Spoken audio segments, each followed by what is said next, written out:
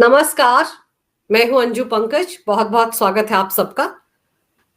दिल्ली की वो मंत्री जो इस वक्त दिल्ली सरकार में 12 से 13 विभाग संभाल रही हैं, नंबर 2 माना जाता है उन्हें दिल्ली की आम आदमी पार्टी सरकार में।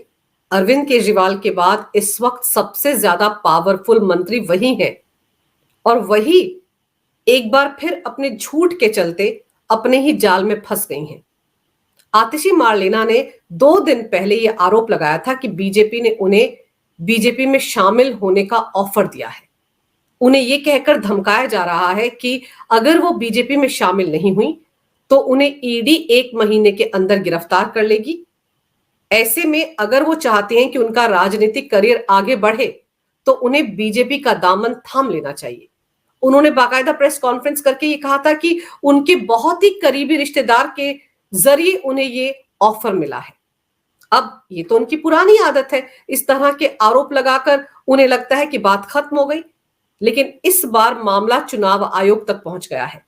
चुनाव आयोग ने इस मामले का संज्ञान लेते हुए आतिशी से कहा है कि वो आज शाम 5 बजे तक ये बताएं कि आखिर किसने उन्हें इस तरह का ऑफर दिया। क्या बीजेपी इस तरह से आम आदमी पार्टी के नेताओं की खरीद फरोख्त में शामिल है? अगर आतिशी मार्लेना को ऑफर मिला है तो उनके पास सबूत जरूर होंगे और वो उन सारे सबूतों के साथ चुनाव आयोग के सामने हाजिर हों। वो सबूत चुनाव आयोग के सामने रखें। अब आतिशी मार्लेना बुरी तरह से फंस गई हैं। उनके पास सबूत होंगे तब तो वो चुनाव आयोग के सामने रखेंगी। अगर उनके पास सबूत होते तो यकीन मानिए उसी दिन प्रेस कॉन्फ्रेंस में वो बीजेपी के नेताओं को घेरने के लिए वो सबूत मीडिया के सामने रख देती। बीजेपी ने तो उनके खिलाफ मानहानि का नोटिस भी भेजा है। दिल्ली बीजेपी ने तो ये कहा है कि आतिशी मार्लेना वो सबूत बताएं जिनके जरिए ये साबित हो जाए कि बीजेपी ने उन्हें ऑफर किया है कि वो बीजेपी में शामिल हो जाएं। लेकिन आतिशी सिंह के पास ऐसा कोई सबूत नहीं है। उन्होंने एक बार फिर झूठ परोसा है, एक बार फिर झूठ बोला है और अब की बार चुनाव आयोग के इस नोटिस के साथ वो बुरी तरह फंस गई हैं। शाम 5 बजे तक वो कौन से सबूत लेकर चुनाव आयोग जाएंगी, इस पर सबकी नजरें लगी हुई हैं। लेकिन आतिशी सिंह जिस वक्त उन्होंने प्रेस कॉन्फ्रेंस की थी और यह आरोप लगाया था बीजेपी पर, तब उन्होंने ये भी कहा था कि सौरभ भारद्वाज, दुर्गेश पाठक और राघव चड्ढा, इन सबको भी गिरफ्तार किया जा सकता है। इनके खिलाफ भी झूठे केस बनाए जा रहे हैं। राघव चड्ढा और दुर्गेश पाठक का नाम लेकर उन्होंने इस मामले को एक नया मोड़ देने की कोशिश की थी।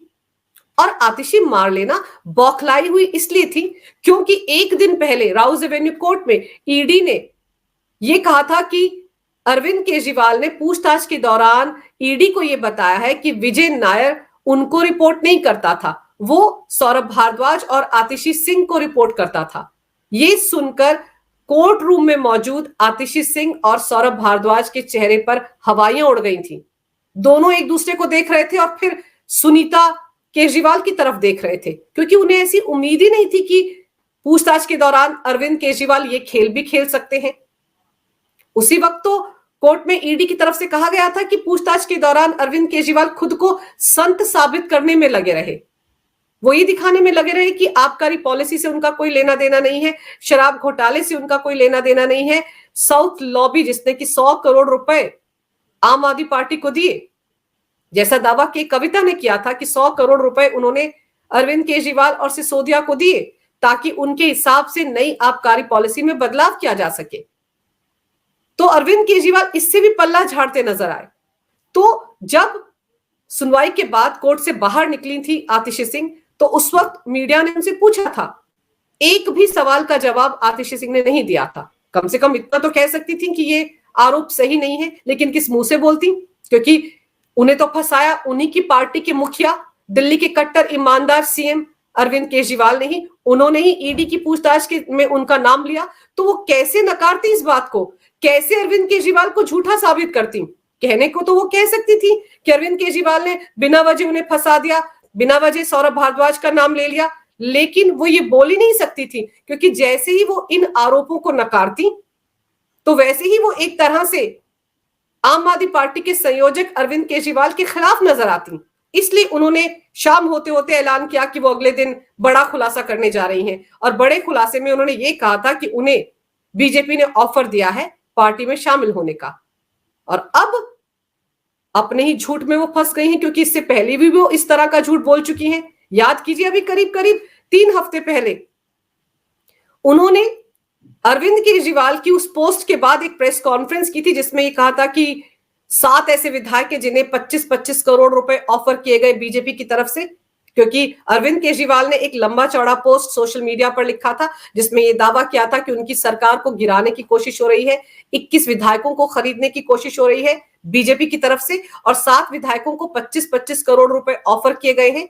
इसके बाद आतिशी मार्लेना ने एक कदम आगे जाकर प्रेस कॉन्फ्रेंस कर दी और उस प्रेस कॉन्फ्रेंस में बीजेपी पर यही आरोप लगाए कि 25-25 करोड़ रुपए उनके 7 विधायकों को ऑफर किए गए हैं। यहां पर भी आरोप लगाने के बाद आतिशी मार्लेना को लगा कि काम हो गया है।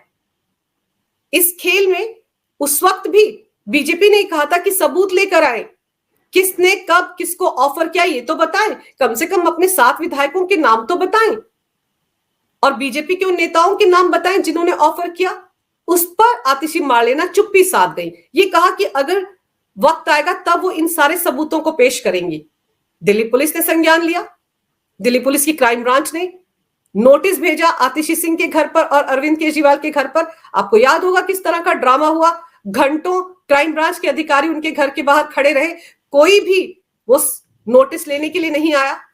बाद में उनके ऑफिस के लोगों ने वो नोटिस लिया और उस नोटिस में कहा गया था कि 3 दिन के अंदर आतिशी सिंह और अरविंद केजरीवाल को बताना है कि किस आधार पर उन्होंने बीजेपी पर उनके विधायकों को खरीदने का आरोप लगाया। सबूत लेकर वो क्राइम ब्रांच के दफ्तर पहुंचे, लेकिन वो दिन और आज का दिन एक भी सबूत अरविंद केजरीवाल की तरफ से या आतिशी सिंह की तरफ से क्राइम ब्रांच को नहीं दिया गया है। यानी कि वो आरोप भी हवा में लगाए गए थे। आतिशी मार्लेना झूठ बोलने में ऐसा लगता है कि अपने गुरु अरविंद केजरीवाल से भी कई कदम आगे निकल गई हैं।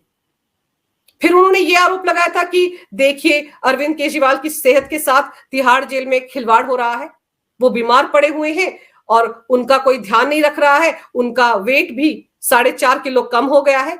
इस तरह के आरोप लगाते हुए आतिशी सिंह ने बाकायदा प्रेस कॉन्फ्रेंस की।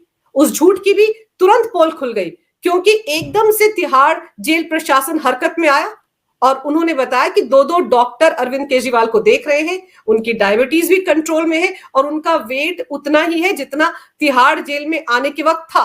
65 किलो वो उस वक्त भी थे और 65 किलो 2 दिन बाद भी थे। तो यानी कि उस वक्त भी आतिशी सिंह के झूठ की पूरी पोल पट्टी खुल गई थी।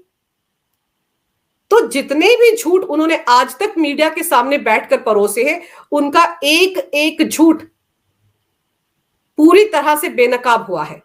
और अब जो उन्होंने बीजेपी पर आरोप लगाया है कि उन्हें ऑफर दिया गया है बीजेपी में शामिल होने का, उसकी पोल पट्टी भी आज शाम 5 बजे खुल जाएगी। क्योंकि आतिशी सिंह के पास अगर सबूत होते तो वो अब तक प्रेस कॉन्फ्रेंस करके उन सबूतों को मीडिया के सामने रख चुकी होती, लेकिन सबूत है ही नहीं।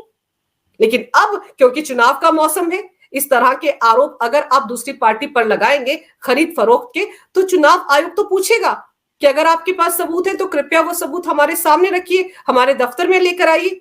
तो अब देखना दिलचस्प होगा कि आतिशी सिंह क्या करती हैं। शाम 5 बजे वो क्या जवाब देती हैं चुनाव आयोग के सामने, किस तरह का सच परोसती हैं, कौन से सबूत लेकर आती हैं, या फिर चुनाव आयोग में जाकर वो माफी मांगेंगी। क्योंकि बीजेपी ने भी उनको मानहानि का नोटिस भेजते वक्त ये कहा है कि वो सार्वजनिक तौर पर बीजेपी पर लगाए गए इन आरोपों के लिए माफी मांगे। तो देखना दिलचस्प होगा कि शाम 5 बजे दिल्ली की वरिष्ठ मंत्री आतिशी सिंह क्या जवाब लेकर चुनाव आयोग के सामने हाजिर होती हैं। अगर वो सबूत लेकर चुनाव आयोग के सामने हाजिर नहीं होती हैं, तो इस बार उन्हें पता चलेगा कि चुनाव आयोग उनके खिलाफ क्या कार्रवाई कर सकता है। सिर्फ आरोप लगाकर, झूठे आरोप लगाकर आतिशी सिंह बच नहीं सकती हैं, क्योंकि वो एक संवैधानिक पद पर बैठी हुई हैं। वो दिल्ली की वरिष्ठ मंत्री हैं, जनप्रतिनिधि हैं। वो इस तरह के झूठे आरोप लगाकर अपनी राजनीति की दुकान को आगे नहीं बढ़ा सकती। तो इस बार वो फंस गई हैं। सबकी नजरें इस बात पर है कि आतिशी सिंह चुनाव आयोग के सामने कौन से सबूत लेकर जाती हैं। अगर आपको ये वीडियो अच्छा लगे तो कृपया इसे लाइक करें, शेयर करें। अगर आप पहली बार मेरे चैनल पर आए हैं तो कृपया मेरे चैनल को सब्सक्राइब करना ना भूलें। मेरे चैनल को अपना पूरा समर्थन दें। ये वीडियो देखने के लिए बहुत बहुत धन्यवाद। नमस्कार। भारत माता की जय हो। वंदे मातरम और जय श्री राम।